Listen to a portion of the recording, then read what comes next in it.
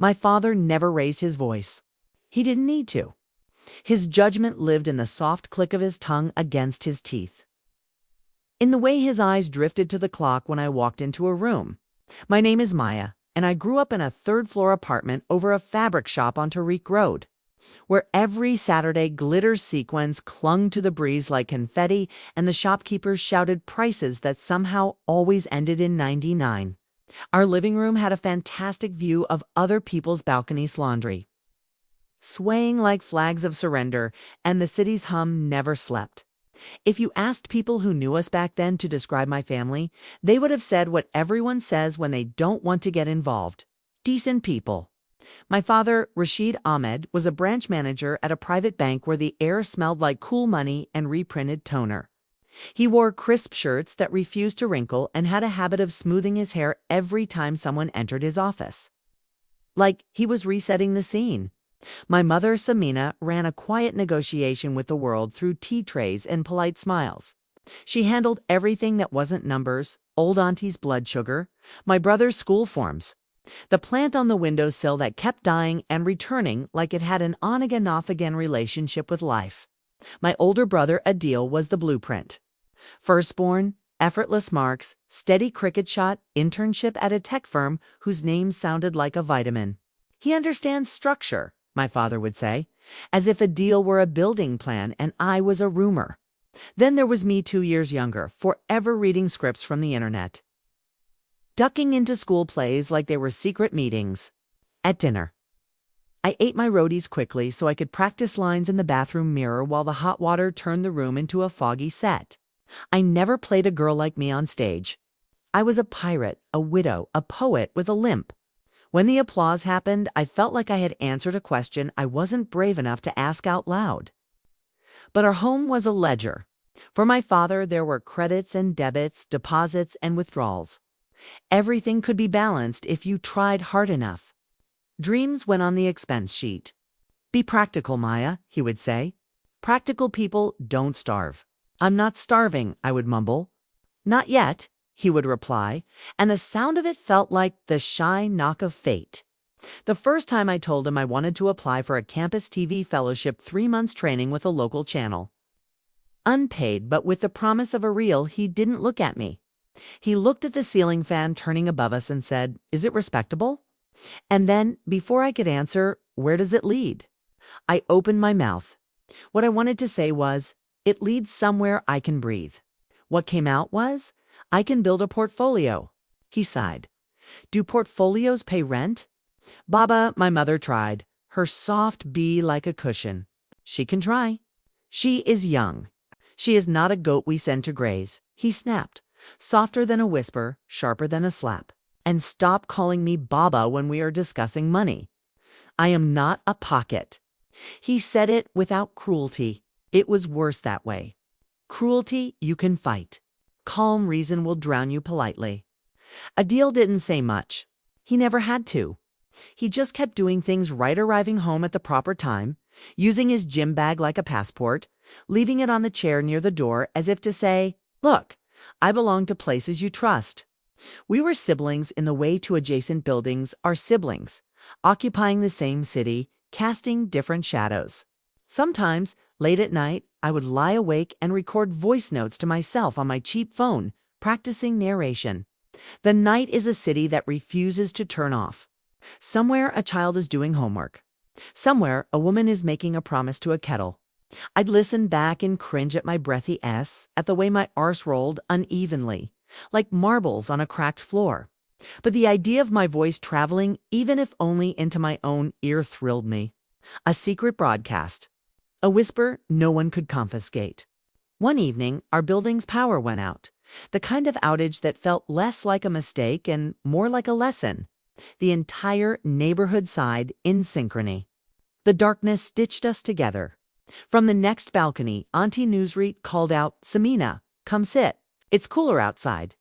My mother pulled 2 plastic chairs to the balcony and we sat. Adil was at cricket practice, my father at some bank dinner. The sky was plain and generous, like a grandmother. "You'll find your way," my mother said, unprompted, stirring her tea even though there was no sugar to dissolve. "How?" I whispered. "You always do," she said, with the kind of faith I didn't know where to find in myself. When the power returned, the fan above us sprang back to life as if nothing had happened. My mother went to check the freezer. I returned to the living room and pressed play on a TV channel I watched in secret, City Beat, the 9 p.m. show where hosts ambushed political promises with steady smiles. The anchor Hina Qureshi had eyes that found your weak spots and turned them into polite questions. I watched her like other girls watched bridal dress reels. The studio lights looked like a small galaxy giving her permission. What if? I thought, what if I could be the voice cutting through fog? I was 19. What if is a generous age? I applied to the campus TV fellowship anyway, because fear and hope are twins. Because the link was there and my hands were restless. I typed out a cover letter so earnest it had a pulse. I included clips of me reading news headlines into my phone while standing on the roof, the wind interfering like a nosy neighbor. I sent it at 2:11 a.m. and hid my phone beneath my pillow like it needed tucking in. 2 weeks later, I received an email that began with the word congratulations. I read it in the bathroom because good news felt private, something that could get ruined in the open. I pressed my fingers to my mouth, and my reflection in the mirror looked like a co-conspirator. "You see," I told her. "You see, when I told my parents I brought tea, that's how we delivered news in our house, with something warm to soften it." "It's 3 months, Baba," I said. 3 months only. They'll train me on voice, on-camera presence, on editing. I can learn to cut packages for broadcast. 3 months unpaid, he corrected. 3 months of nothing while your brother prepares for his GRE. A deal can do both, I said. Then hated myself for saying his name like a talisman. This is not about Adil. It's always about Adil. That night, my father and I performed our careful dance around the living room furniture. He would say, "We have neighbors. Their daughter tried acting. Do you know where she is now? Waiting tables in Dubai. You think all spotlights are the same, but most of them are interrogation lamps." I would reply, "It's training, not acting. And even if I acted, acting is a craft." He would say, "Crafts belong at exhibitions once a year. The rest of the time, people work." He would lean back, arms crossed, like a sentence he had already punctuated. And then he would leave the room. And I would stand there with my tea cooling, staring at the TV muted. Because the remote's volume button had been missing for months. And we adjusted sound with more patience than existed. When I finally began the fellowship, I lied. I told my father I had joined a paid internship at a friend's advertising agency. Every morning I dressed like a question. Pressed kurta, practical shoes, hair pinned out of my eyes. I carried a backpack with 2 realities inside it. One for the bank manager's daughter, one for the girl who wanted a mic. The studio where the training happened was smaller than it looked on TV. The green screen painted a shade of optimism that tried too hard. Cameras stood like patient, expensive animals. The desks had that strange, tidy mess of a place that desperately wants to look busy. Our cohort was 7 people, a boy with theater shoulders named Shan, a girl who wanted to do sports coverage and knew player stats like they were nursery rhymes, and a few others who spoke like the inside of a newscaster's head. Our trainer, Mr. Hazen, had anchored the 9 o'clock show for 30 years and could say, "Breaking news into a grocery list and make you think tomatoes had staged a coup. Your voice is your instrument," Mr. Hazen began on the first day. "Do you know how to play it?" We looked at each other. Instruments were for people who had lessons at 5. I had a bathroom mirror. "Breathe," he said. And we did, awkwardly, like we were all remembering we had lungs for the first time. The audience is a classroom with the door ajar. If you speak clearly enough, they will lean in. If you mumble, they will leave for tea. Sean nudged me. So basically, we're beggars with better microphones. I laughed. It was the first time that week I didn't feel so precariously assembled. At the training, I learned the difference between reading and telling. Reading was clean. Telling had fingerprints. I learned how to look at the camera like it was a friend I trusted but still needed to impress. I learned to stand still even when my brain was tap dancing. Every time I sat in the anchor's chair just for practice. Just to roll tape and play it back, I felt a comma inside me turn into a period. Yes, this during lunch breaks. We crouched around styrofoam containers and made up futures for each other. You're definitely going to be the emotionally intelligent one, Shan said, pointing his fork at me, the one who makes ministers confess to crimes of bad fashion. I'll settle for getting through a sentence without saying, I said. You'll outgrow modesty, he replied. We all do, or we get eaten. And always, I lied at home. Advertising is fun, I would say. What do you do there? My father would ask. Copywriting, I'd reply. Mostly slogans. Ah, he would say, like he had discovered a small stone in his shoe but would walk anyway. Words are fine. Words are harmless. Harmless. I repeated it into my pillow at night, tasting the irony. The truth wobbled under my daily routines like loose tiles. Sometimes I wondered if the lie was worse than his disapproval. In the mirror, I practiced telling the truth. Baba, I've been training at City Beat. My reflection looked braver than me, her chin tilted at a slightly more defiant angle. But then I would remember his sigh, the gravity of his logic, and my courage would crumble like stale rusk. It wasn't only about media. It was about the fact that I wanted something that didn't come with an enrollment form. My family understood forms. We were good at binders. A calling. That sounded like something only pious people had, and they didn't brag about it on television. There was also money. There is always money. My father's salary could handle the rent, the utilities, the occasional doctor visit when the city's air walked into our lungs with muddy shoes. But there was no cushion. He had grown up being the cushion for everyone else, which meant he trusted nothing soft. When you have shouldered other people's falls, your back becomes synonym and warning. He wanted me to choose a sturdy life so he could finally lean. Knowing that made me kinder, but no less determined. One afternoon, near the end of the fellowship's first month, Mr. Hazen asked me to stay back. My chest did that adolescent climb of panic and hope. I watched your practice package on the water shortage, he said. You speak like you care. That's rare. Thank you, I said, hoping that's all he had to say, fearing what came next. But you apologize with your eyes, he continued gently, like you think we're doing you a favor by listening. No one will listen to someone who is sorry they asked to be heard. I opened my mouth to deny it and immediately knew he was right. I had been apologizing since I was old enough to pronounce the word.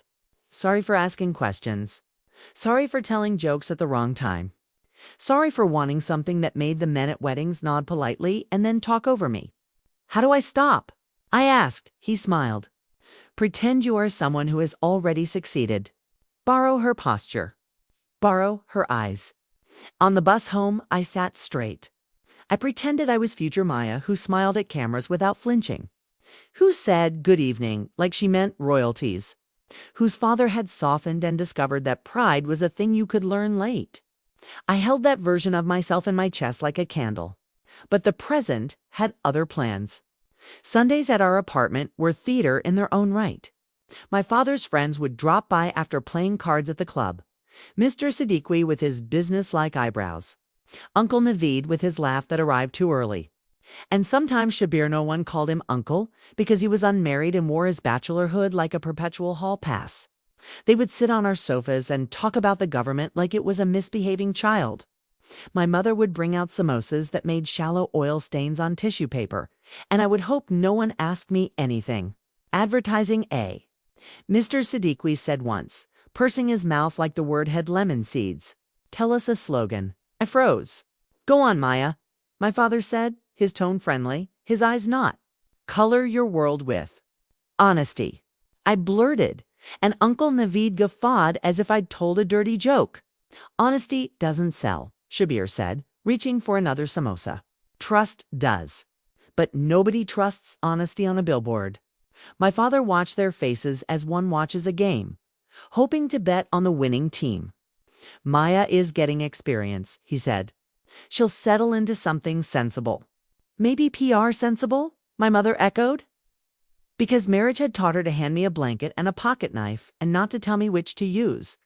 In those moments, my throat felt like a straw forced through ice.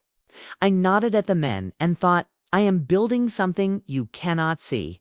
It didn't help that I couldn't see it either. Not yet.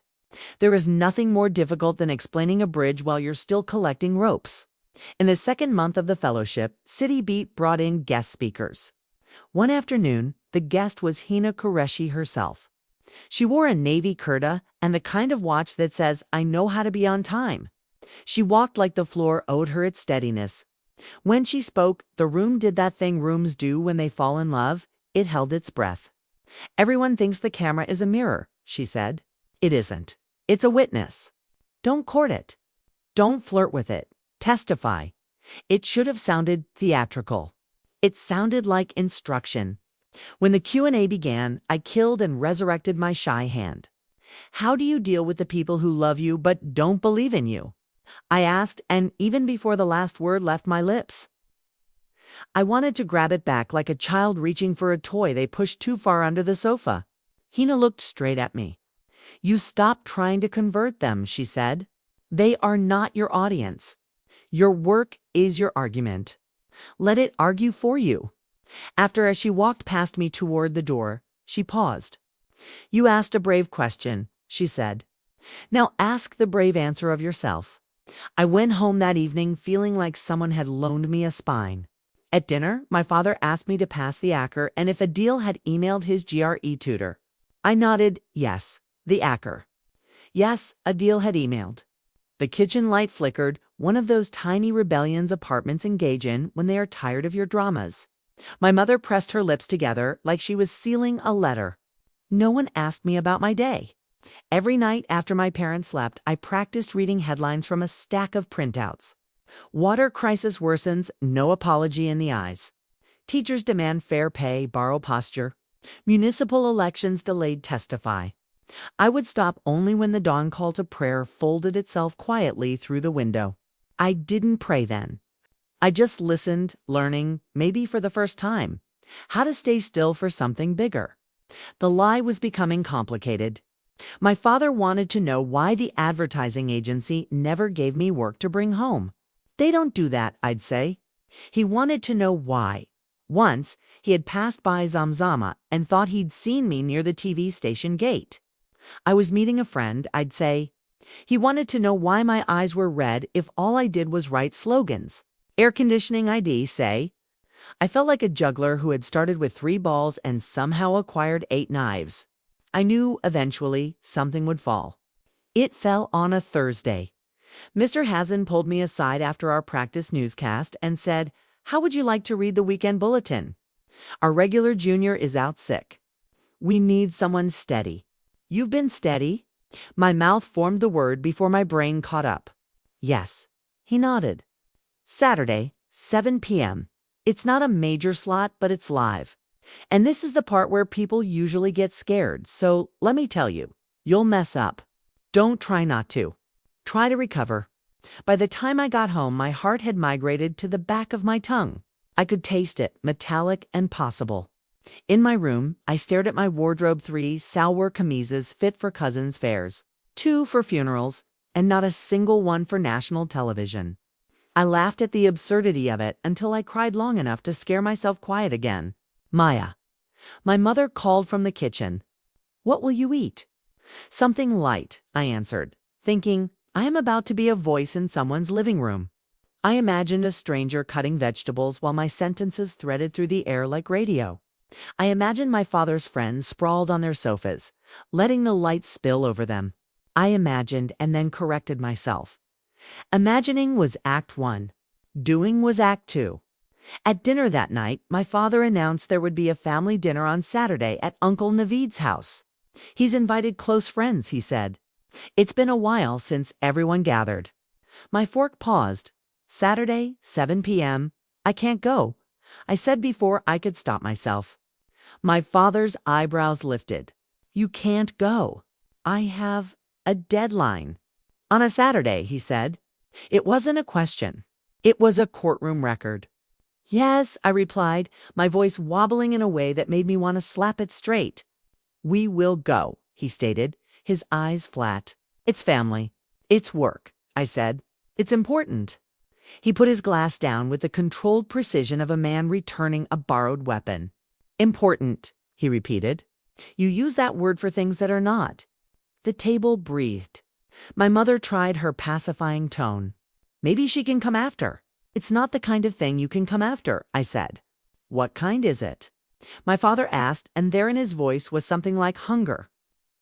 Like he had been waiting for me to make sense long enough that he had forgotten how to eat. I looked at him.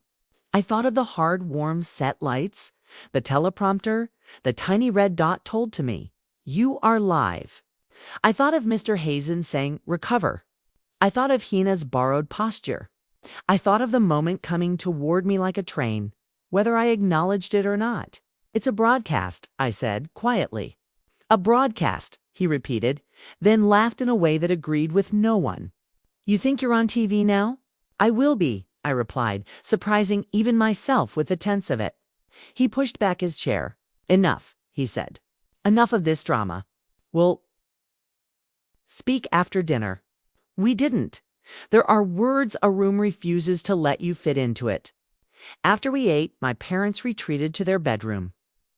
And I lay on my bed and stared at the ceiling's flaking paint, trying to find an omen in the shapes. A boat, a bird, a bolt. I rehearsed my lines in my head and pictured my hands staying still, my mouth shaping the Urdu accents properly. Not to English, not to street. Somewhere in the building, a baby cried for a long time and then forgot why. The next morning, my father left early for the bank. My mother sat me down at the dining table where bills often made my father look both serious and small. Tell me, she said, fingers tracing circles on the wood. What are you doing tomorrow? I told her. I didn't lie. I said the words like I was being operated on without anesthesia. She listened. When I finished, she closed her eyes for a second, as if tasting the truth. Your father will be angry, she said. He thinks the world is a list of ways to lose what you have. I know, I whispered. What do you think it is? She asked. A list of ways to become who you are, I said, and surprised myself again. She reached across the table and squeezed my hand. Then you must go become her, she said softly, and you must do it clean. No more telling us you are somewhere else when you are here. I'll talk to your father. Amy, I said, the word breaking under the weight of my relief. I'm scared. I know, she replied. Be scared on television. I spent Saturday morning practicing in the mirror and then hating the mirror for being honest. I twisted my hair 3 different ways before surrendering it to a simple clip. I chose the navy kurta that made me feel like nothing needed apologizing for. When the time came to leave, I stood in the doorway. My father was in the living room, tying his shoelaces, ready for the dinner at Uncle Naveed's. Where are you going? He asked. To the studio, I said, trying to sound like the anchor version of myself and not the girl whose body was shaking so hard her earrings trembled. He stared at me, a small, quiet hurricane brewing behind his eyes. You are not a journalist, he said. Maybe not yet, I answered. But I will be. Who will watch? He scoffed gently, like he was genuinely trying to save me from embarrassment.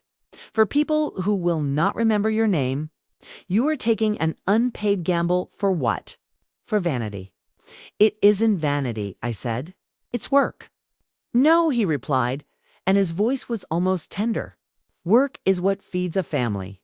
This is something you play at until the world laughs and you come home. I swallowed. There was the fear. There was the floor, arms open. I could fall back into it and it would catch me. And it would hold me so tight I'd never breathe deeply again. I glanced toward the doorway where the hallway light made a pale rectangle on the floor. Baba, I said, feeling the rhythm of the words in my ribs. If I don't go today, I will never go. He looked at me for a long moment, then at the clock, then back at me. And in his eyes I saw it. Not hatred, not disappointment, but the profound bewilderment of a man who had built a wall for the storm and now found his daughter walking into it on purpose. Fine, he said. Finally. Go. But understand you will never be successful at this. Not in this city. Not in this life. And when you realize it, I will still be your father. I will still be here. But don't say I didn't tell you the truth. The words landed gently. That's the thing about pronouncements. When they come with love, they don't bruise immediately. They sink, they live inside you like seeds. I stepped into the hallway, closed the door behind me, and leaned my forehead against the cool paint for a moment. He thinks he's protecting me, I told myself. He thinks the world will eat me. Maybe it will, but I want to know what it tastes like. Down the stairs, past the second-floor neighbor who was always washing something. Past the fabric shop where mannequins stood posed in shimmering certainty. And into the street where rickshaws argued with buses and everyone pretended to be late for emergencies. I climbed into a ride and watched the city pass, men laughing too loudly, women balancing too much at once, boys with cricket bats tapping impatience into the pavement. I thought about the sentence I had just swallowed. You will never be successful. It throbbed like a new bruise. It also felt like an outline I wanted to color in and defy. As the studio building came into view, squat and unglamorous, I felt that strange mix of Genter braided with joy. I touched my throat as if to check my instrument was still there.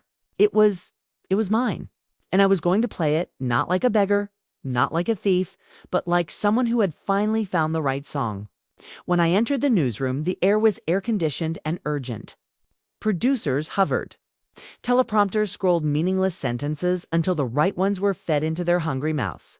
Mr. Hazen nodded at me like we were about to perform. It's a small miracle no one would clap for. You're ready, he said. It wasn't a question. I nodded back. I'm ready, I repeated, feeling for the first time that the words might be true.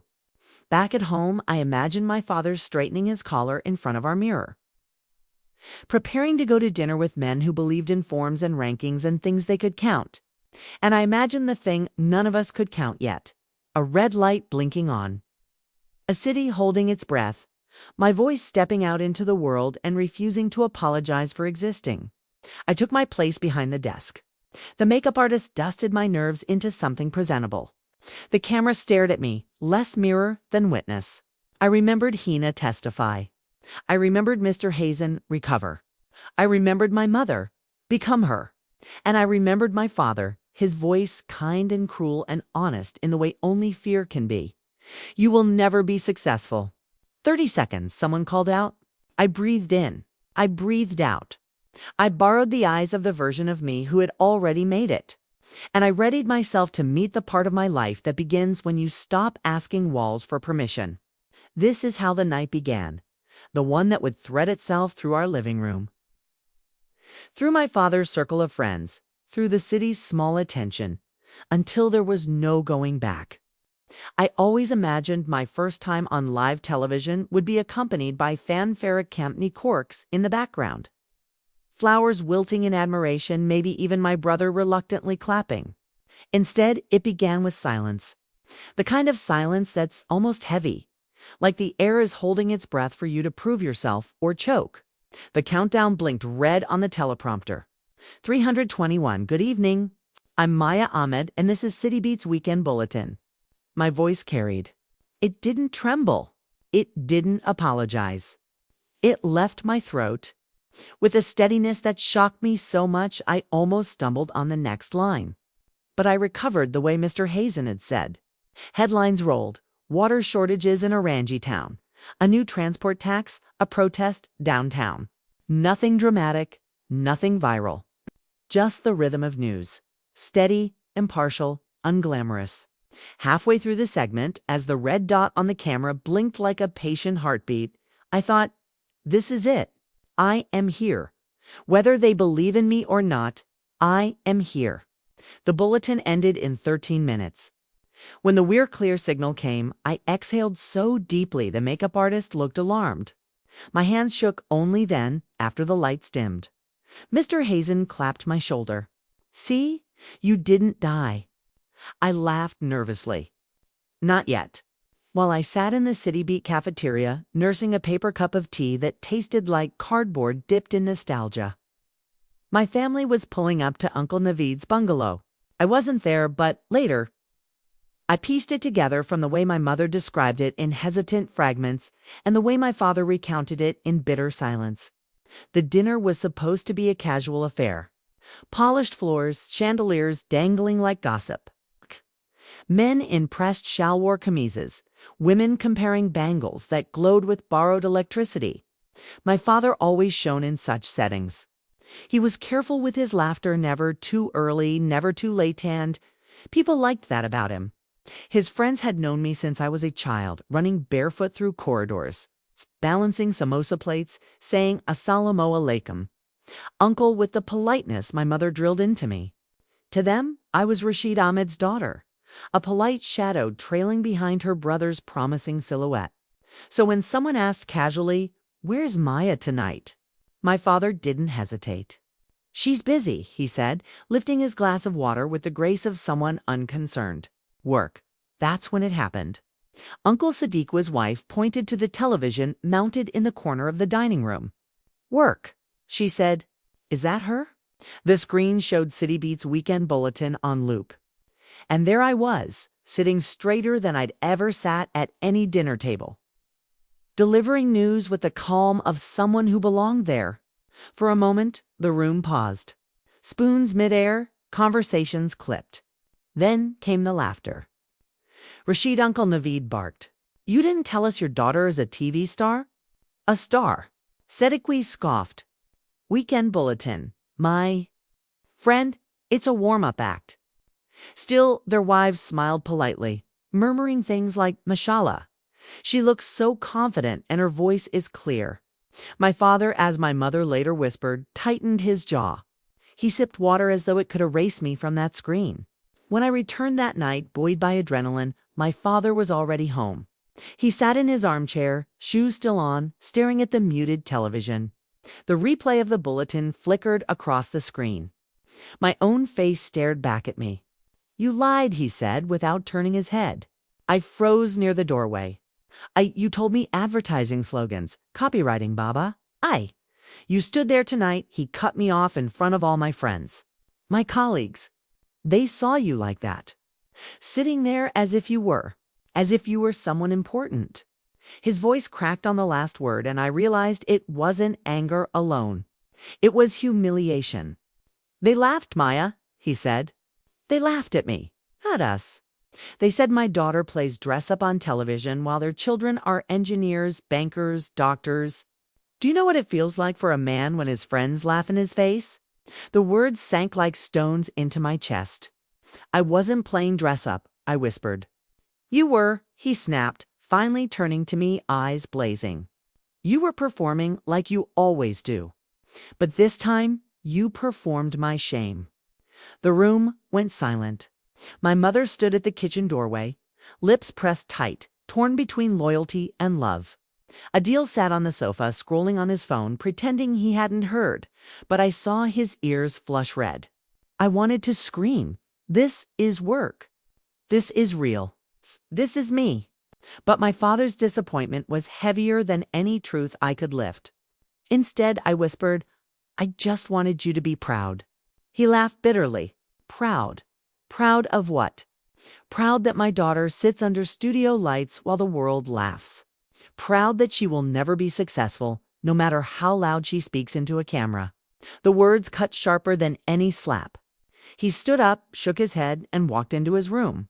The door closed with the soft finality of a verdict. That night I lay awake, the glow of my phone lighting up the ceiling. My name was trending not nationally, not even citywide, but within the tiny bubble of people who watched weekend bulletins. Some strangers tweeted, "Who's the new anchor on City Beat?" Fresh voice. Others, finally, someone who doesn't sound like they're bored to death. I should have been elated. Instead, I cried quietly into my pillow, my father's words looping, "Never be successful." Every triumph tasted of guilt. Every cheer felt like betrayal. Still, beneath the ache, a small voice whispered, "But they saw you. They heard you. And they'll remember you." The following weekend, my father dragged me to another dinner at Uncle Sadekwa's house. I wanted to refuse, but his glare silenced me. "You will come," he said, "and you will remember who you are, not who you think you are." At the dinner, the television was on again, muted but visible in the corner. City Beat replayed segments, and this time my face flickered there too. There she is, someone joked, pointing. The famous one. Don't tease her. Another laughed. She's doing better than some of us, I think. The room roared. My father's friends slapped his back, some genuinely congratulating, others snickering. He forced a smile that looked like a wound. Then came the blow. Uncle Shabir leaned forward, smirking. So, Maya, tell us, when you become famous, will you hire your father as your manager? He might finally earn respect through you. The table erupted with laughter. I felt my face burn. My fork clattered against my plate. My father's jaw locked, his hand tightening around his glass. It wasn't just my humiliation anymore. It was his. In that moment, I realized the cruel paradox. The very thing I was building to prove him wrong was dragging his pride through the mud. And in his eyes, that was unforgivable. This was the night everything cracked, the night humiliation stitched itself into the fabric of our family. The night I understood that my fight for recognition was going to cost me more than applause. It would cost me belonging. And yet, somewhere deep inside, a seed of defiance sprouted. Because even as they laughed, even as my father burned with shame, I felt it. The faint thrill of power. They could mock, he could disown. But they had seen me.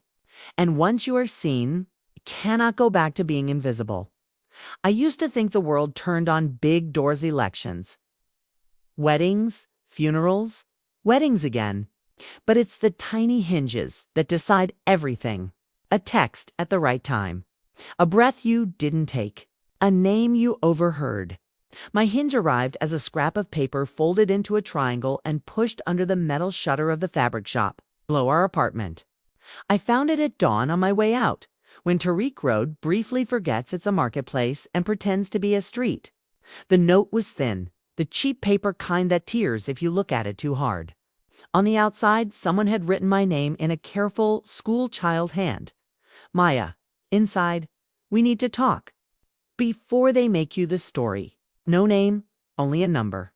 I stood there for a full minute, the morning heat already beginning to press its hand against my back, and tried to decide if this was drama or danger. Then I remembered what Hina had said, your work is your argument tan-dialed. A boy answered. I could tell by the way his voice tried not to squeak. Did you get the note? He whispered, like the wall beside him had a recording device. Yes, I said. Who is this? Imran, he breathed. From the fabric shop. You know, my Uncle Salimi gives your mother discounts for chiffon. I did know him. Uncle Salim was a man shaped like a question mark, always bowing toward customers' desire. Didi, can you meet me on the rooftop? 10 minutes now. Now, he said, and hung up with the decisiveness of somebody young enough to be certain. On the roof, Imran looked smaller than his voice. 16, maybe? Hair that had fought a comb and won. He was hugging a backpack like it contained his pulse. When I stepped through the door, he flinched and then squared his shoulders. As if remembering a speech he'd promised himself he would say. This is for you, he said, yanking open the bag and pulling out a dusty USB drive wrapped in an old sock. My uncle said to pass it to someone who could do something. Not the police. Why not the police? I asked. It was a useless question. We both knew at least 5 reasons, but I wanted to hear which. One had taught him to be this scared at 16. They play cards with them. His mouth twisted. Downstairs, in the room behind the store, every Sunday night. Something snapped into focus then, like a lens finally clicking to clarity. The back room. The late-night laughter that climbed our building like a cat. The way I'd thought they were only men with samosas and opinions. I took the drive, and it was heavier than a piece of plastic should be. What's on it? Audio. He glanced at the sky as if expecting it to tell on us. They use my uncle's shop when they play cards. He's allowed to keep the air conditioner on for their comfort. He always puts his phone on charge in the corner. He left it on once. Imran's throat bobbed. The recorder, I taught him for when customers try to cheat him during billing. But that night he forgot to turn it off. It recorded many things. He swallowed again. What things? I asked. Permits, commissions, A banquet hall on Sherahumamen that collapsed last year, remember? Because of illegal construction. 2 people died. They talked about how the owner got a safety certificate anyway. They mentioned the branch manager who signed off on the financials. He rubbed the toe of his shoe against a crack on the roof. Your father's name. My stomach dropped like an elevator whose cables had been cut. The horizon stuttered. I had to force the words through my mouth. My father. Imran nodded quickly, words tumbling now, eager to be done. They said he tried to stop it at first. But then Uncle Naveed visited him. Then Mr. Siddiqui called their friend at the ministry. Then everybody received gifts. He mimed opening a box the shape of a watch. They said if anything goes wrong, it will be Rashid's signature on the forms, not theirs. They laughed. His eyes shone with that furious shame boys learn too early. They use him as a shield. The roof suddenly felt like an uninsulated wire. The heat, the city noise, the beating panic behind my ear. I thought of my father at the dinner, smiling like a wound while his friends clapped his back. I thought of his certainty when he said I would never be successful. Said it with the fatal care of someone who believes they are telling the truth and doing you a favor. Why are you giving this to me?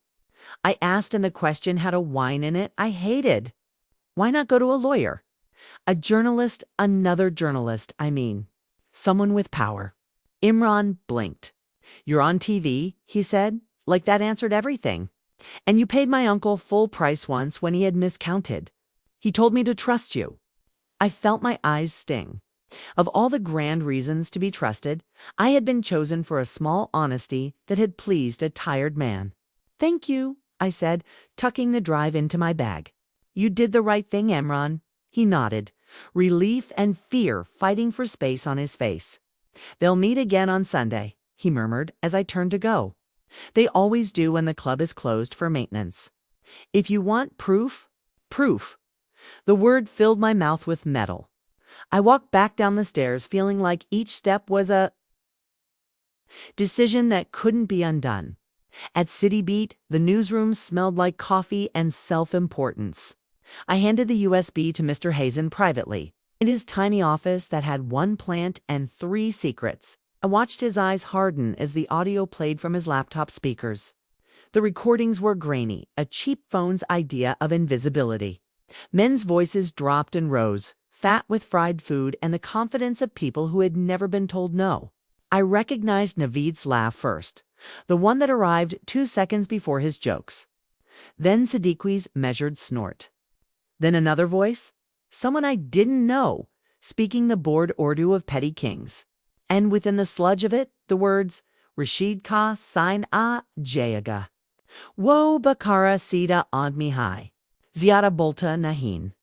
Agar kuch huato upar say pressure high k denj. Kia high karega. We'll get Rashid's signature. He's a straight man. Doesn't talk much. If anything happens, we'll say the pressure came from above. What can he do? The room tilted. I put my hand on the edge of the desk to steady myself. For a moment, I was a child again, eavesdropping on grown-up conversations and only catching verbs. Hazan paused the audio and looked at me. You understand what this is? He said quietly. I nodded. It's a story, I whispered. And then, as the next breath formed, the rest of the truth. And it's my father. He leaned back, fingers steepled. It may be your father. It is certainly his signature. Whether he took money or was leaned on, we don't know. But, Maya, he tapped the screen lightly. This is the kind of rot that tilts cities. The kind of rot that killed 2 people at that banquet hall. We don't get to look away because it stares at us from our own kitchen. I know, I said, and was surprised that I did. He watched me, concern threading his calm. If we pursue this, we don't tiptoe. We verify. We send a camera. We get the building's files. We speak to the families who lost their own. We give your father a chance to respond. But you cannot be the one to interview him. It should have relieved me. Instead, a spark flared in the place where shame had been living rent-free. Why not? I asked. Conflict, he said simply. You're not the only voice that can carry this. You'll report. You won't appear. We protect you from the accusation that this is a personal vendetta. Vendetta. The word tasted like a crime and a promise.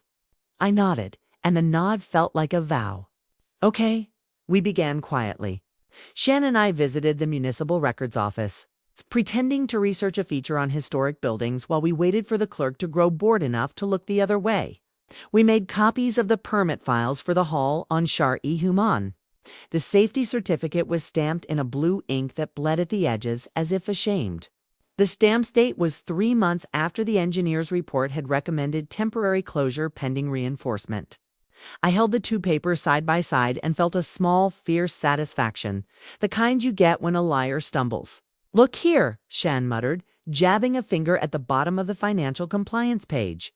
The bank letter, issued by the Central Crescent Bank Goshen branch. Signatories, Assistant Manager, and Branch Manager Rashid Ahmed. I looked. There it was. The curve of my father's are like a fisherman's hook. I could see him at his desk, the framed award from the bank head office behind him like a faithful guard. His pen making loops he'd made 1,000 times. Maybe he thought it was routine, I told myself. Maybe he didn't know.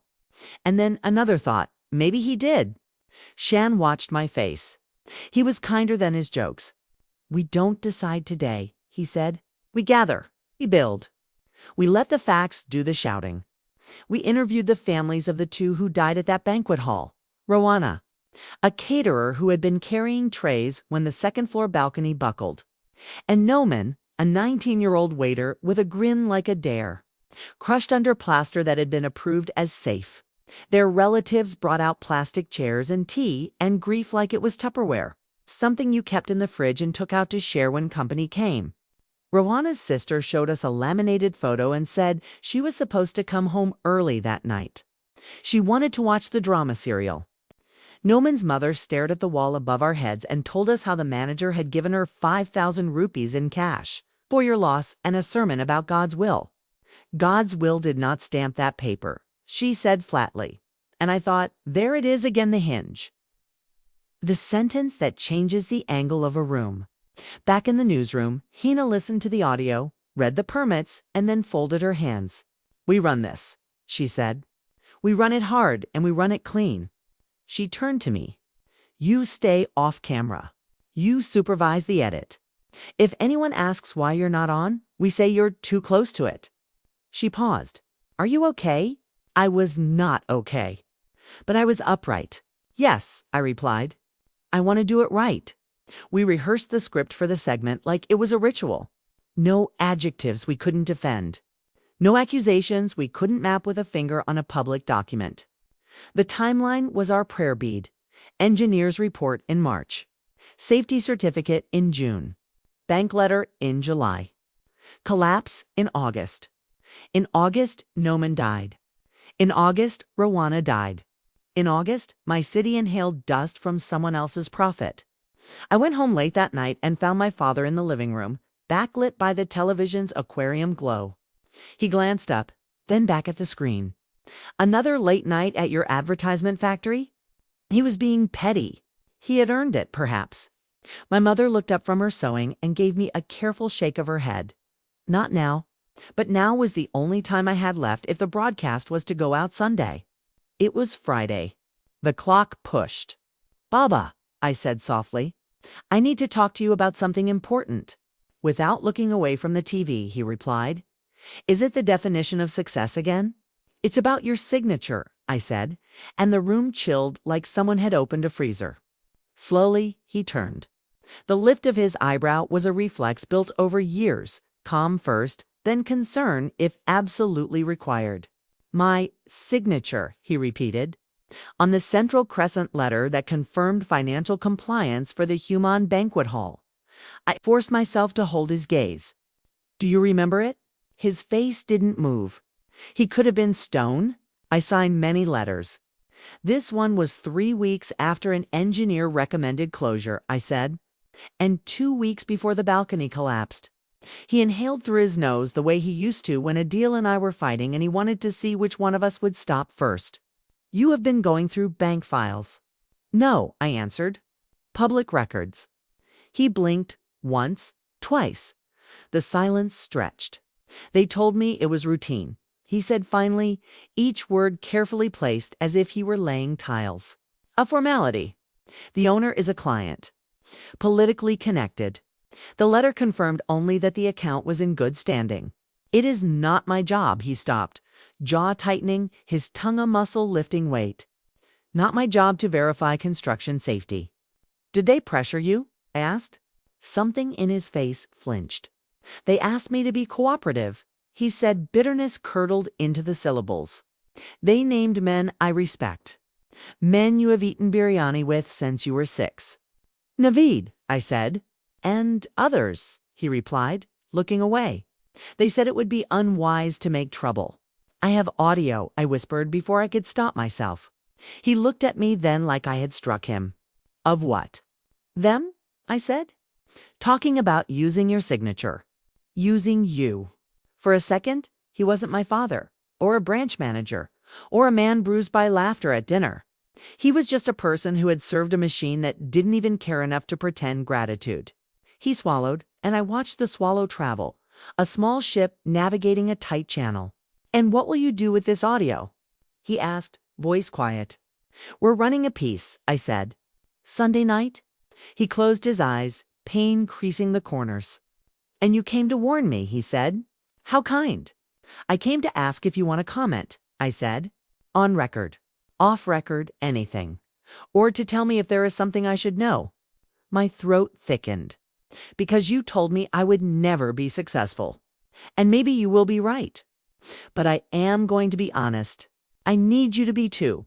He stood up slowly. For a second I thought he would shout. My body braced the way a body that grew up in polite houses braces, not for blows but for words that first sit, then sting. He didn't shout. He walked to the window, pushed it open, let the city into the room, the calls of vendors, the anxious hum of traffic. A woman laughing 2 floors away as if the night belonged to her. He stood like that for a long time, and while he stood, a parade of boyhoods passed across his face. The boy who had believed in neat rows of numbers. The boy who had chosen steady over wild. The boy who had never learned to speak in a room that rewarded silence. They will not forgive you, he said at last. He didn't turn around. My friends, the men at the bank, the men behind the bank, they will make it difficult. I know, I replied, surprising myself. They already do. He closed the window with a soft click. When he faced me again, his eyes had lost that permanent exasperation parents wear like glasses. I saw fear there. I saw love, that stubborn old thing. And I saw, to my shock, something like respect, shy and unsure of itself. Do what you must, he said. I won't comment. I should have. I did not. That is all I have to say. It wasn't absolution. It wasn't apology. It was a sentence placed gently on a table we had eaten at for 20 years. I nodded. He nodded back, the smallest bow either of us had ever given the other. If newsrooms have hearts, ours began to beat faster on Sunday afternoon. Our promo teased the piece with words I insisted we keep simple. Who approved a haul that killed 2? We followed the paper trail. No unnecessary drama.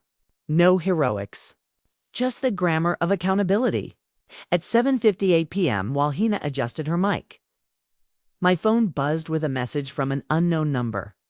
Careful what you air tonight. We also watch TV. Then another. Tell Rashid to retire quietly. It's better for daughters who like cameras.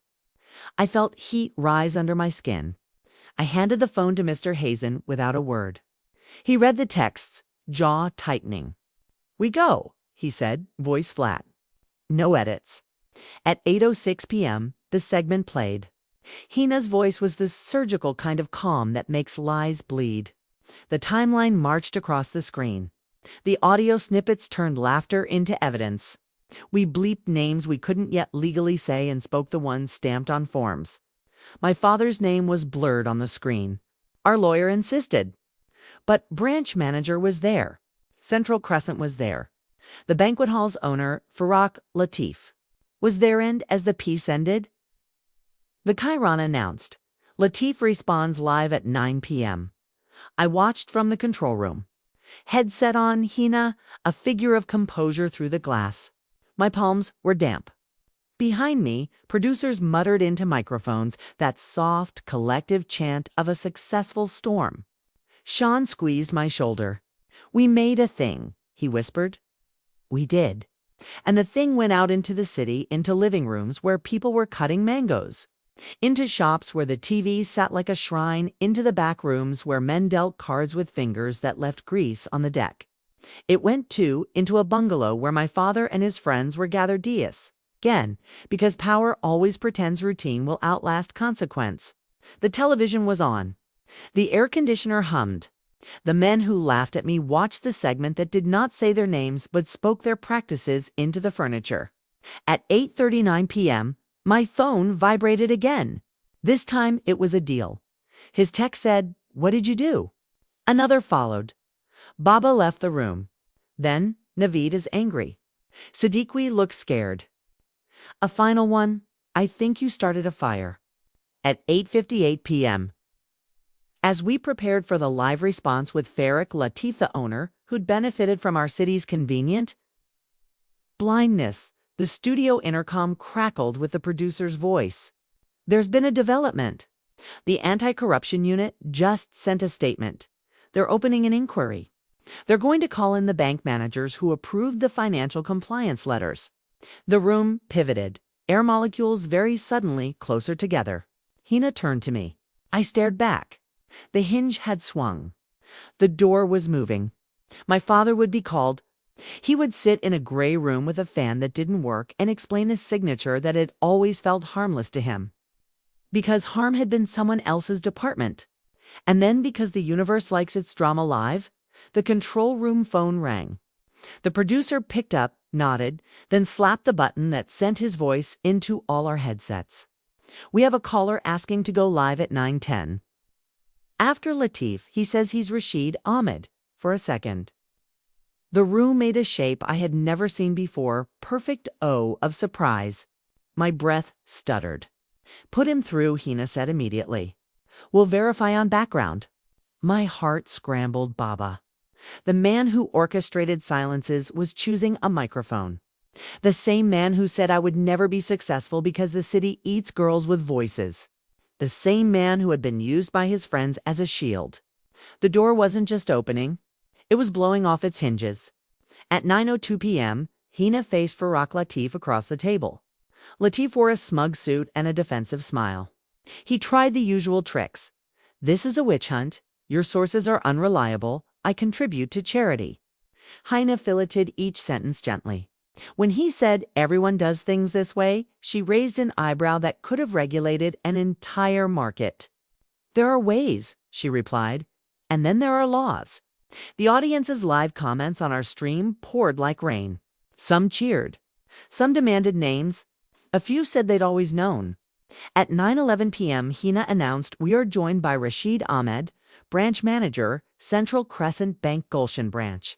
She looked into the camera. I felt for the first time how much a nation can fit into a look. "Mr. Ahmed, you wished to make a statement."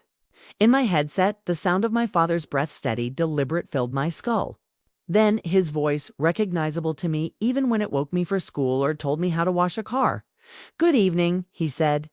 And then, in a tone I had heard only when he spoke to God or to my mother when she was ill, "I watched your segment.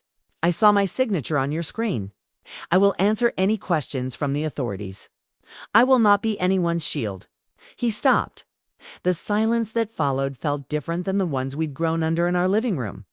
This one listened. Hina's voice softened a degree. "Mr. Ahmed, were you pressured to sign the letter?" "Yes," he said. No elaboration. No theater. Just that small, explosive honesty. "By whom?" Hina asked, cautious. He paused. "By friends," he said, and the word cracked like a knuckle.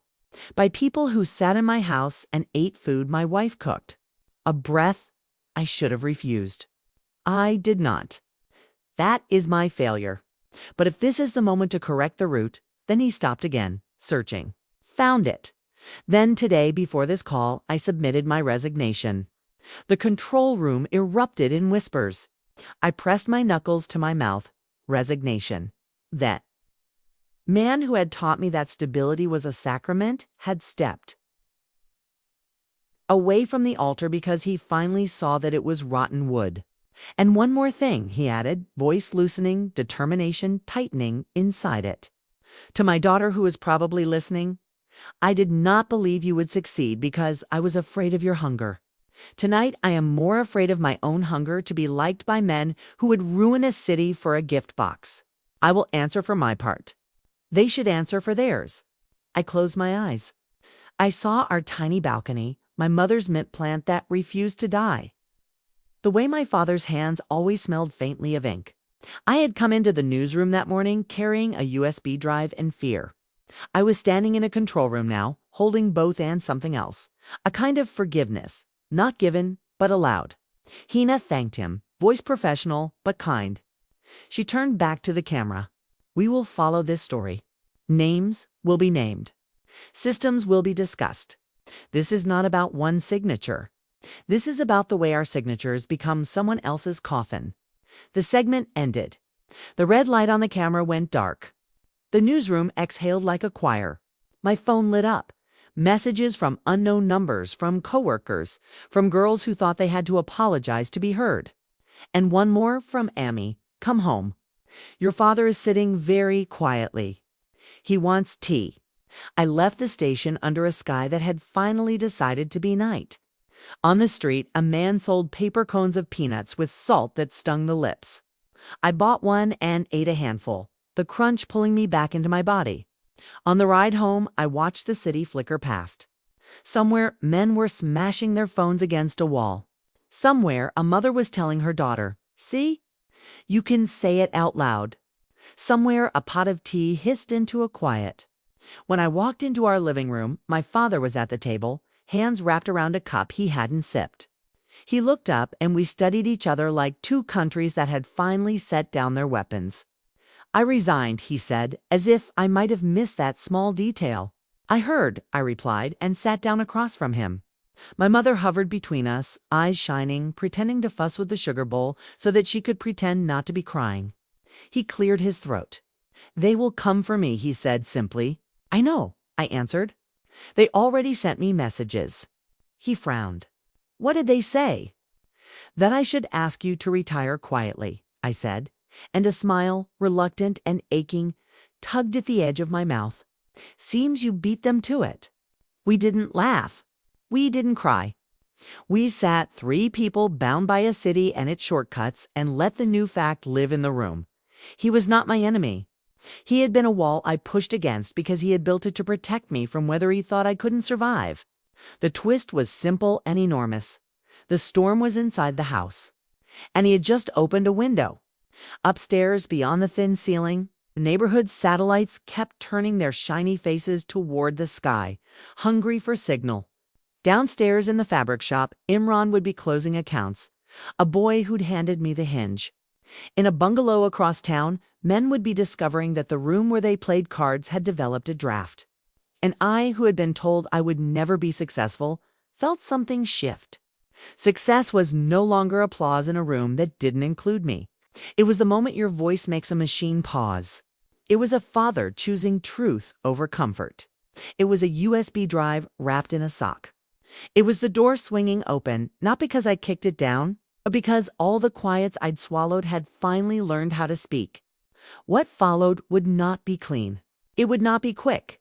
Men who know how to dial, bribe, threaten, and smile do not simply vanish because you put their practices on television. But a turning point had been reached, and it had arrived not as a trumpet, but as a sentence on live TV. I will not be anyone's shield. The astonishment would wear off. The consequences would arrive.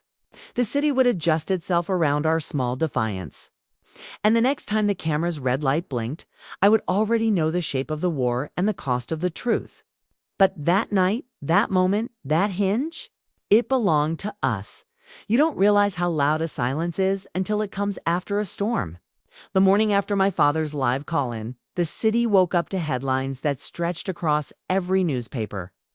Bank manager resigns on live TV, new inquiry into Huma on banquet collapse. City Beat segment sparks corruption probe, and tucked between them, in a smaller box that still made my breath hitch, young anchors expose forces questions. My phone lit up like a firework factory. Classmates I hadn't spoken to in years. Distant cousins who'd once mocked my silly acting hobby.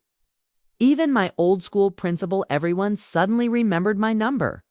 Some messages were sweet. Some were opportunistic, but all of them carried the same undertone. They saw me.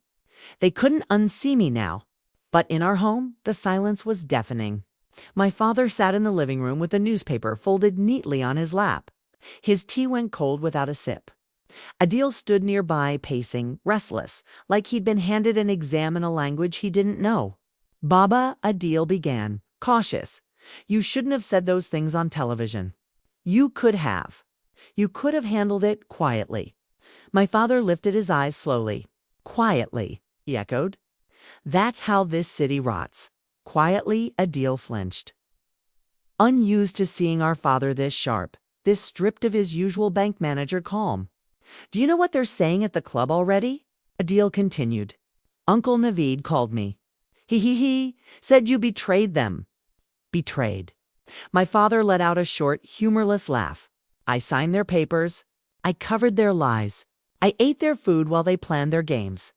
If betrayal means finally speaking the truth, then yes, I betrayed." He looked up at me then, and in his eyes I saw something I had never seen before. A fragile, unsteady pride. It didn't take long for the retaliation to arrive. That very evening. The news ticker started crawling with spin. Bank manager complicit in hall collapse, resignation under investigation.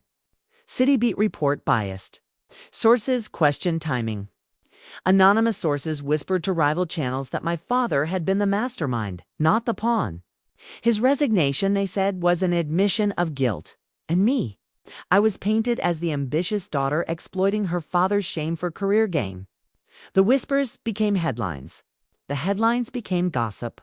The gossip became calls from extended family, telling my mother she should control me before I ruined what was left of the Ahmed name. One evening, as we ate a meal none of us tasted, my father's phone buzzed with a message. He read it, set the phone down, and said nothing. But I leaned across the table and caught a glimpse before the screen dimmed. Next time, she won't be so lucky on air. Accidents happen. The threat was clear. They weren't just coming for his career. They were coming for me. That night, I lay in bed staring at the ceiling, the fan slicing the dark into restless pieces. My father's words echoed, "I will not be anyone's shield." But now I wondered who would shield me. I could have stepped back. I could have told Hina and Mr. Hazen that I wanted out of the investigation. I'd done enough, that the city could swallow its own poison. Maybe they would have understood. Maybe they would have even agreed. But then I thought of Ruwana, the caterer who never made it home in time to watch her favorite drama. I thought of Noman, 19, with a grin that never got to grow old. And I thought of all the little girls sitting on balconies with secret scripts in their hands, being told they'd never amount to anything. If I backed down now, what would I be proving? That my father was right when he said I would never succeed. That power always wins. That girls should keep their heads down because ambition paints a target on their backs. No, I couldn't let the story end that way. The following Sunday, City Beat assigned Manat behind the desk, but in the field. The men were meeting again, brazen enough to think routine would protect them. This time, we had cameras hidden in bags, microphones disguised as pens, and enough courage to light a city block. I stood across the street from Naveed's bungalow, my pulse drumming in my ears. Through the open window, their voices spilled out. Laughter, the clink of glasses, the shuffle of cards. So normal, so ordinary, as if they hadn't buried lives under their signatures. Our cameraman signaled. We had them video, audio, all of it. Proof they hadn't even bothered to stop. I stepped closer, almost involuntarily. My hands shook, but my voice when I finally spoke was steady. "Uncle Naveed, I called loud enough for him to hear. The laughter inside paused. Then he appeared at the window, confusion turning to irritation. Maya, what are you doing here? I raised my phone, already recording, asking you why my father's name was the shield for your crimes. The silence that followed was thick enough to cut. His face darkened. Be careful, girl, he spat. You don't know how deep this goes. Deeper than 2 graves at the Humahan Hall. I shot back. My voice rang louder than I expected, carrying down the street. Neighbors peeked from balconies. Passersby slowed. And suddenly, it wasn't a private shame anymore. It was public. It was undeniable.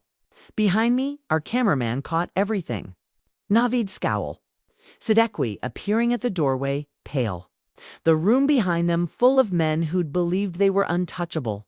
You think the city will believe you? Siddiqui barked. They already do, I said, and walked away before my knees could betray the tremor inside them. That night, City Beat aired the footage.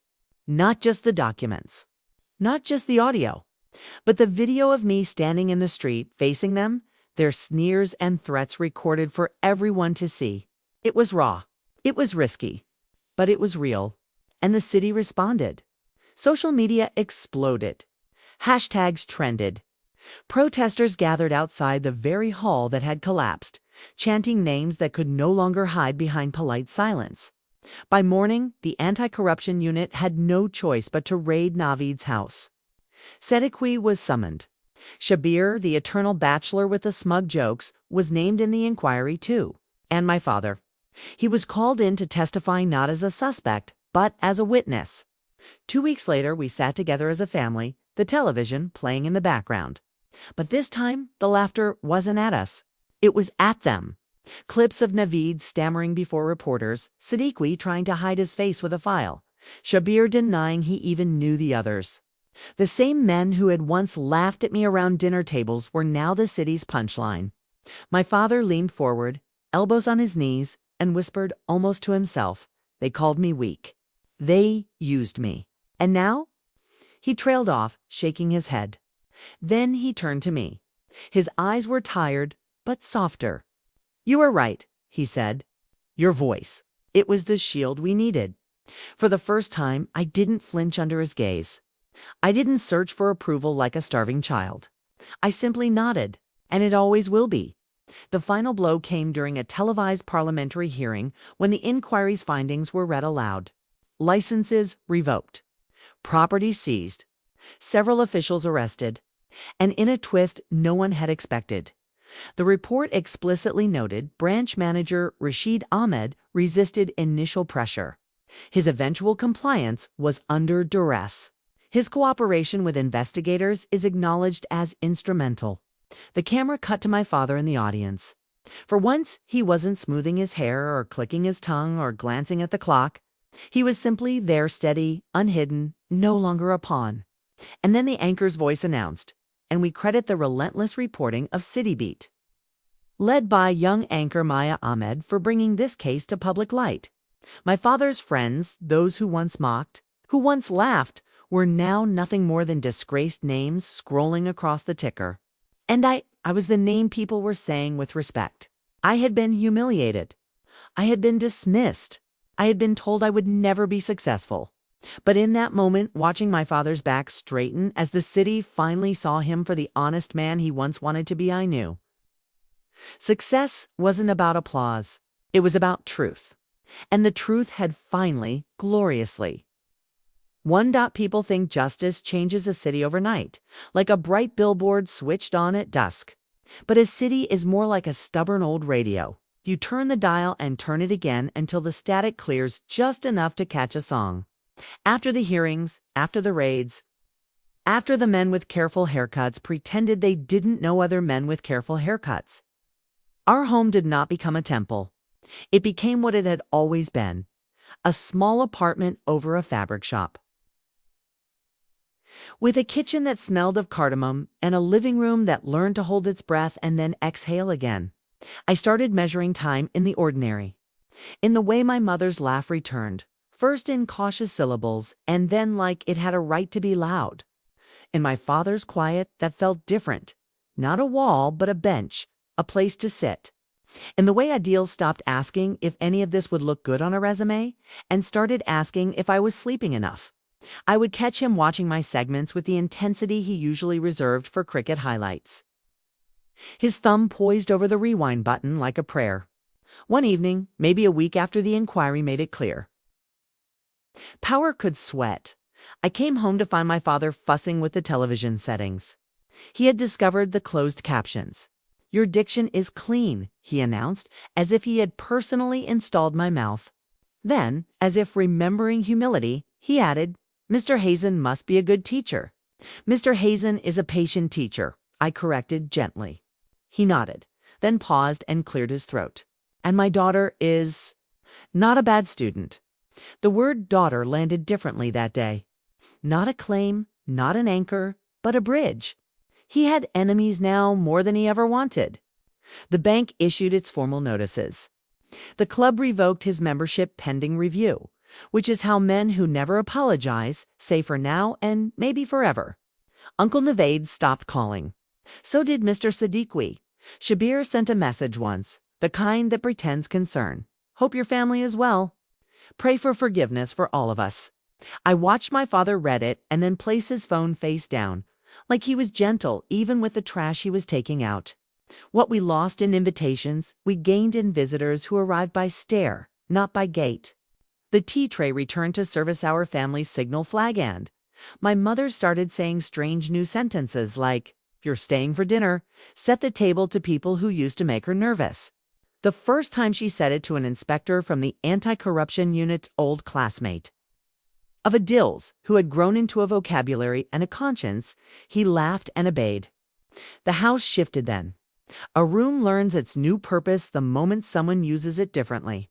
I was not naive. I knew the story wasn't over. Institutions don't melt. They reorganize.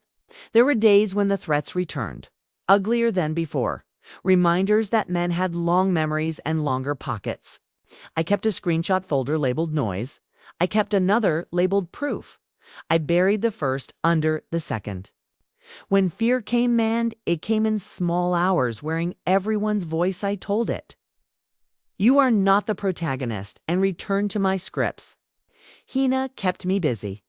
City Beat offered me a permanent slot, not the glamorous weeknight throne, but a solid place to grow roots, weekend features that demanded patience and spine. I learned to visit neighborhoods without taking them, to sit on stoops and listen until listening turned into permission. I made mistakes. When a source asked to go off the record and I missed the margin of the request. Mr. Hazen took the heat in the edit room and then closed the door behind us and said, "We do not steal stories. We earn them." I cried. Then I wrote the apology text I didn't know I could write. "You trusted me. I misunderstood. I'm sorry. Here's how we fix it." The source replied with a sticker of a cat tapping a heart. The city forgave me a little. My father did not become a saint. He stayed himself in the best ways. Deliberate, thoughtful, sometimes too slow to laugh, sometimes too quick to worry. He tried yoga for 6 days and then declared his joints more democratic standing up. He went to the government office every Thursday to deliver statements and answer questions. On one of those Thursdays, he came home earlier than usual, holding a small white envelope like it contained a fragile insect. They offered a consultancy, he said, surprised by his own sentence. Financial compliance review for municipal tenders. Short term, the head of the inquiry called it using the wound wisely. "What did you say?" asked. "I said I don't want to be near signatures for a while," he replied, half smile, half shadow. But then I thought of that mother no man's mother.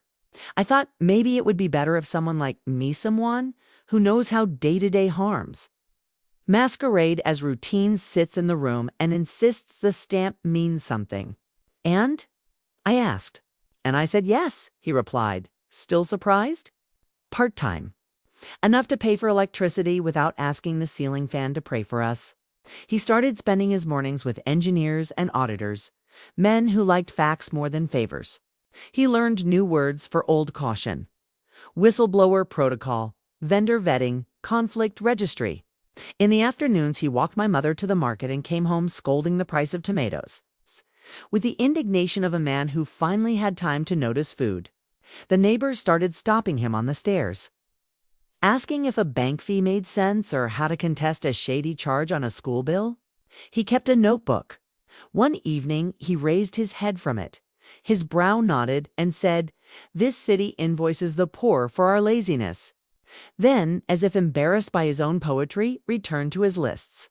We did not talk every night about the sentence that had propped up my childhood: "You will never be successful." But we didn't step around it anymore. It lived in the house like an old bruise you can press without yelping. Some days he would look at me before I left for the station and say, with mock sternness, "Try not to be successful today. Keep it humble." Other days he would tug my scarf straight and murmur, "Go testify." I learned that love is often just a better set of verbs. One humid afternoon, a courier delivered a padded envelope to the station, addressed to Maya Amada, girl on TV.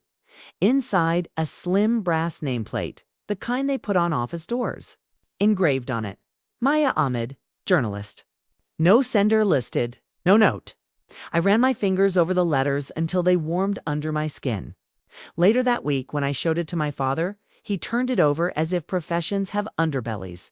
"Hang it where you'll see it when you doubt," he advised. "Not where the world will admire it when it visits." We did not get an apology from the club. That would have been too generous a rewrite. But the city spoke in other languages. The uncle who once smirked in my direction at weddings now looked past me with the guilty focus of a man studying an invisible painting. Aunties who used to tilt their heads and ask if this media thing would prevent marriage started asking if I could help their daughters get internships. I wanted to snip the hypocrisy from the air like split ends. Instead, I smiled and said, "Send their reels." Vindication is sweeter when it funds someone else's future. Speaking of marriage, proposals arrived like pamphlets after Friday prayers. Folded, insistent, mostly irrelevant. My mother stacked them under a vase of fake flowers.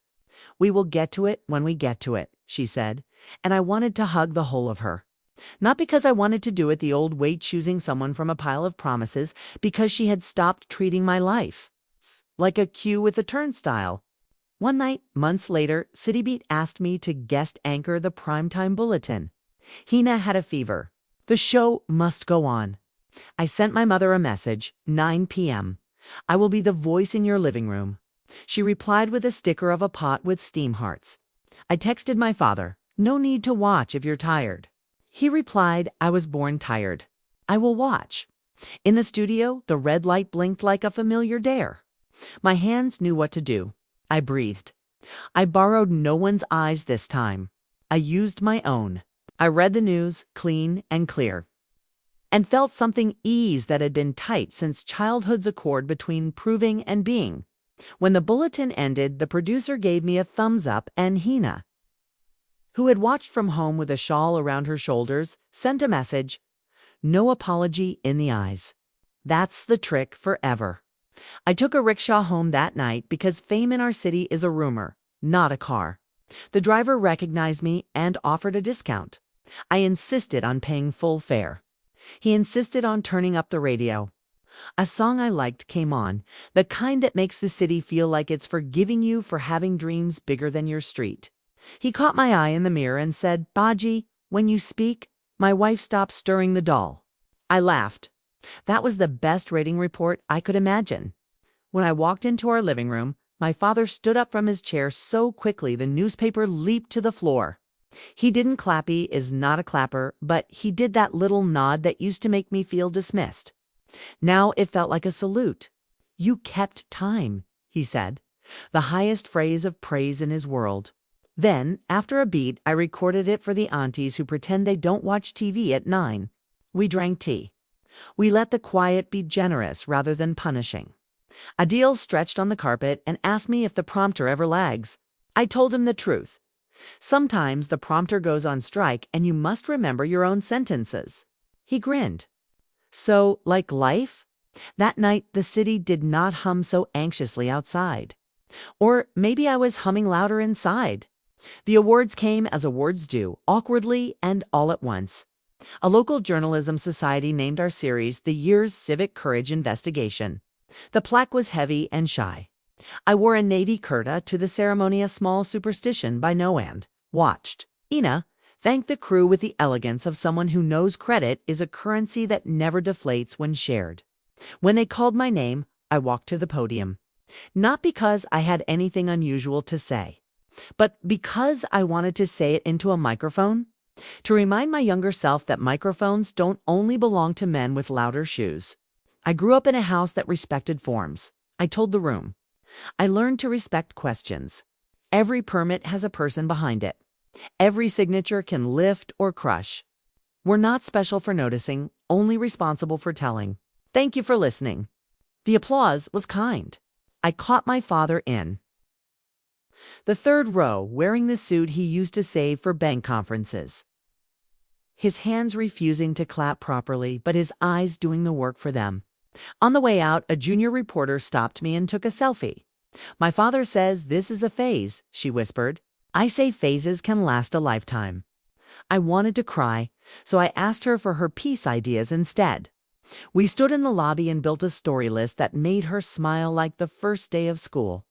As for the men who fed off routine, the cords moved like a glacier with a calendar, but moved nonetheless. Some plead bargains appeared, smelling of old cigarettes and new shame. Some posts remained empty long enough that the city remembered it could function without them.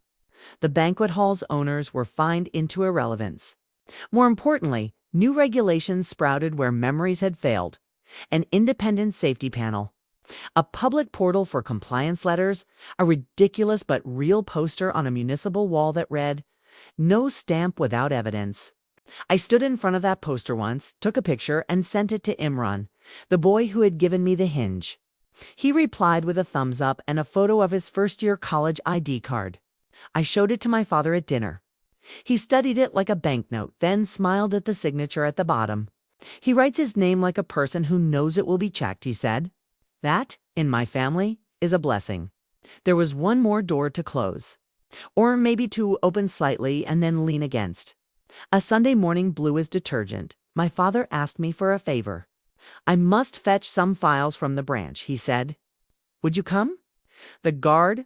He still salutes me by habit. It feels less strange when I am with someone who knows why it's strange. I went. We walked past the counters that once dictated his hours, nodded at tellers who looked relieved to be seen and not interrogated, and entered his old office. The nameplate was gone. The desk looked smaller without his sense of importance filling it. He sorted files, tied them with string, placed them neatly in a bag. When we were leaving, the junior manager knew, hopeful, hair gel learning restraints stopped us. Sir, he said to my father, and then to me, ma'am. I watched your segment. My own uncle was hurt at that hall. He is fine now. He says not to forget that a city is built on people who carry trays. He swallowed. Would you say something to our staff? Just a small thing about stamps and names. My father looked at me, measuring. I nodded. We stood near the break room, beneath a motivational poster about teamwork that looked like it had been designed in 1998 and loved ever since. The staff gathered, a dozen humans with pens in their pockets and tiredness in their shoulders. I told them what I wish someone had told my father the day he let routine walk his hand across a dangerous line. You are more powerful than your job description. When you sign, a street changes. When you delay, a life might be spared. If you feel pressure, speak now. There is a number on the wall to call. If you made a mistake, correct it loudly. Quiet is where rot learns choreography. Noise is how we disinfect. I expected eye rolls. I got nods. The guard, the one who still saluted my father by muscle memory, held the door as we left. Maya Baji, he said. My daughter. She watches you. She holds the remote and tells her brother to be quiet. I like that. My father heard it. He walked a little taller. By the time the year turned, I had learned to live with both applause and echo. Nights at the station bled into dawns. Some stories landed. Some fell flat and taught us humility. The city kept its old habits and learned a few new ones. We ate mangoes in June. We complained about the heat. We replaced the living room curtain with one that didn't attract dust like a hobby. I started keeping a jar on the bookshelf labeled Small Wins. Into it went notes. Source got their documents. Ruana's sister smiled today. Hina laughed at my bad pun. Dad called me colleague by mistake. The jar grew fat. On hard days, I read from it like scripture. And the sentence that once sat like a prophecy in my rib cage. It became a story I told when I visited colleges. I would stand in a room full of girls whose hands wanted microphones and mothers, whose hands wanted safety and fathers who wanted both. And I would say, my father said I would never be successful. I would let the room inhale. Then I would say he was right, in the way a person can be right about the wrong thing, because success is a moving noun. That night I read the bulletin. I was not successful. I was brave. The night he called the show and said he would not be anyone's shield, neither of us was successful. We were honest. When the inquiry credited our work, we were not successful. We were useful. Success, I've learned, is what we call the accumulation of those nights. Sometimes a student would ask, timid, and your father? What does he say now? I'd smile. He says the tea tastes better after 9 o'clock. I'd answer. And that his favorite program is the one where a girl stops apologizing into a camera. They'd laugh. I'd laugh. Then I'd tell them the part that matters more than our jokes.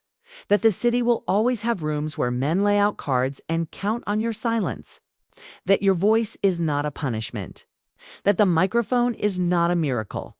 That your job is not to win, but to testify.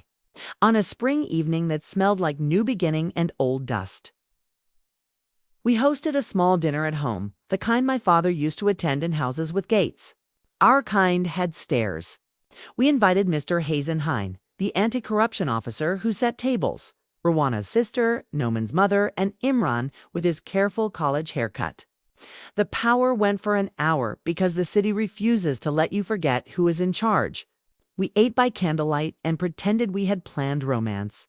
My mother's biryani made everyone sigh into their plates. My father poured water like it was a ceremony. At some point, when laughter had warmed the room enough to keep regret outside, Hina lifted her glass of ruavza, bright and unapologetic, and said, to witnesses, to stubborn daughters, to men who changed their verbs.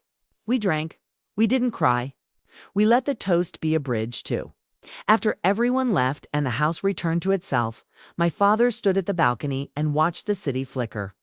When I was your age, he said, without turning, I thought dignity was never being laughed at. He paused. Now I think it is being laughed at and not letting it edit you. I leaned against the iron railing. You were a good manager, Baba, I said. You kept a lot of ledgers balanced. He smiled without humor. I forgot the one that counted my own. We're balancing it now, I replied. He nodded once, twice, like agreeing with a tune he didn't think he'd like. You will do bigger things, he murmured. People will say worse things. I won't always know the brave answer. But if you ever need me to be quiet so your voice can carry, I will be quiet. And if you ever need me to make noise behind you so you don't feel alone, I will make noise. I tucked that into the jar labeled Small Wins and also into a deeper jar with no label, only warmth. The next weekend, Hina sent me to cover a graduation at a girls' college, caps crooked, futures heavy and bright. I stood near the back as the principal called names. When the ceremony ended, a girl approached me, her gown sliding off one shoulder, eyes lit like a match. My father never watched news until you, she said, breathless. He says your Urdu makes him want to stand up straighter. She laughed at her own shyness. I wanted to tell you before I forget. Thank you, I said, and meant it in the old grateful way and the new responsible way. She ran back to her friends. I made a note for the jar. On the ride home, the city turned its evening face toward me. Vendors counting small change, child sleeping on a cousin's lap, a shopkeeper singing off-key to a radio. I realized I was happy, not the dramatic happiness of fireworks, but the steady one of a fan that works, of tea that tastes familiar, of a father who chooses verbs carefully and sometimes chooses mine. It would not last perfectly. It didn't need to. We had learned a better word than perfect. At the door before I turned the key, I thought of the night that began all of this. My first bulletin. The laughter in someone else's dining room. My father's sentence. I thought of how badly I wanted him to be proud then, and how much more I wanted to be worth the pride now. I pressed my ear to the wood like a child and listened. Inside, the television murmured. My mother clinked cups. My father called out, "Maya." Then 9 o'clock. "You'll be late." I smiled, opened the door, and stepped into the life we had made from a USB drive. A microphone and a stubborn refusal to mistake humiliation for prophecy. If you ask me now what success is, I'll tell you this.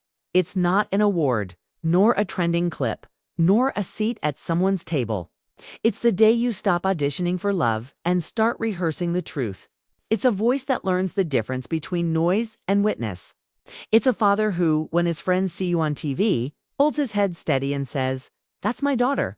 Not because she made it, but because she made something right. The city still hums. The fabric shop downstairs still glitters sequins into the air.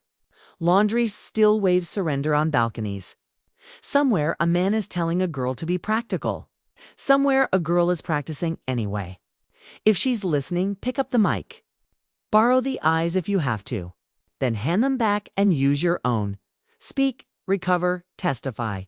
And when the laughter comes, let it pass through you like static until the song emerges your song. Our song, the one that makes the city lean in and listen.